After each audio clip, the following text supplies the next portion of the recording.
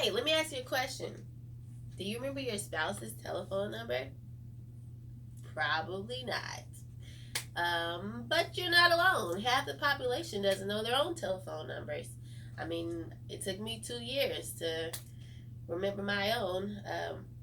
But then again, the other half of the population couldn't get in contact with their spouses without a cell phone at all.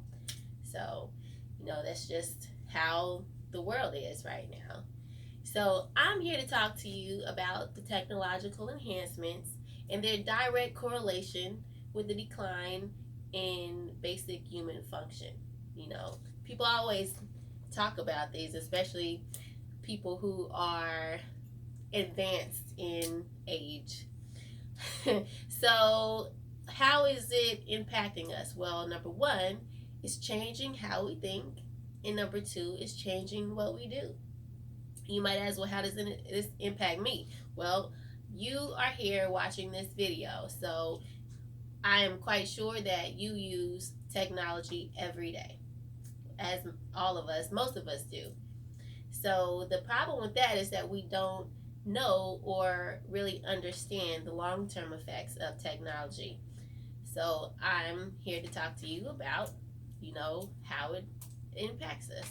So first, I'll talk about how it changes the way that we think, or the internal impact. So there's this term called digital amnesia. And what it is the unmindfulness from the reliance on technology. And it's not just specific to cell phones. So what does it do? Well, it creates a dependency, pretty much. So it rewires the neural brain networks and behavioral trends. For example, I was on a very popular social media website the other day, and they had these wrist devices, and they were supposed to be for stress management. So the way they worked is you click your wrists together whenever you're feeling some type of form of stress, and they're supposed to send some type of charge to your body to tell it to calm down, which is fine, I guess, in a way. So everybody goes through stress. I go through stress. So probably like 2 weeks ago, I took a NLP challenge, which is a workshop on how to rewire your brain's networks. So what it did for me was it fixed my stress by addressing some of the underlying issues. So that relates to this topic, because my question is, if you are clicking your wrists together to resolve stress, are you addressing the underlying issues? So if you're not fixing the root of the causes, then it's kind of like placing tape over a water faucet. Eventually something's going to give. So the way the body responds to stress is it has fight or flight. So if you remove one of the elements from that pathway, my question to you is, what are the long-term effects? What if you don't have your clicking device if you are going through a stressful moment? Do you experience a nervous breakdown? That's a real question. So that's just how it affects how we think. That's just an example. Another example is how it affects what we do, or the external impact. So everybody has an idea that technology is kind of taking over, right? So some of the ways that it's taking over in our everyday world is driving, relationships, jobs. For example, 85% of our life is automated. You say, is it really? I mean, probably so. When was the last time you went to a location that you've never been to before without using a GPS? When was the last time you used a hand map? It's a real question. Also, the other day I went to a bank, and they have what they call teller-free banks, where they're just ATMs.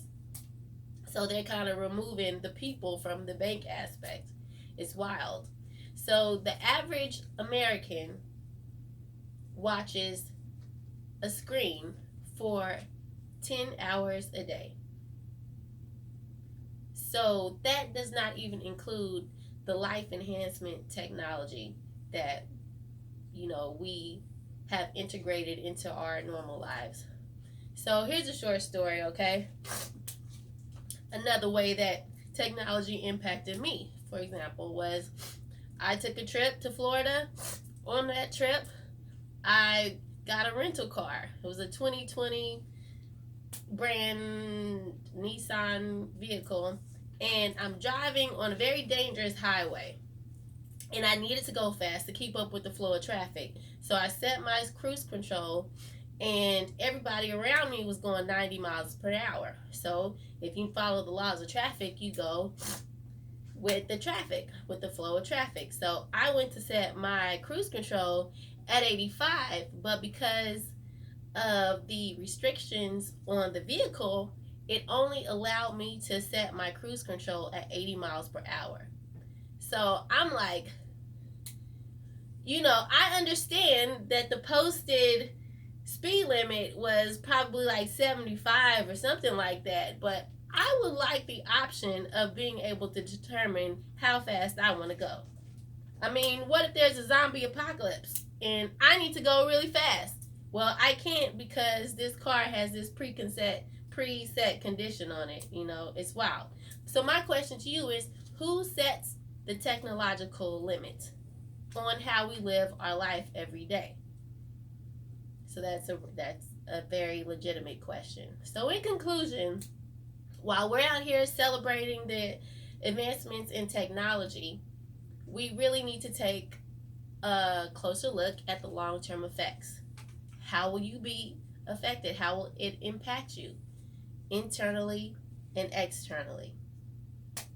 So I'd like to thank you for watching. Hope you enjoyed this speech. Have a great day.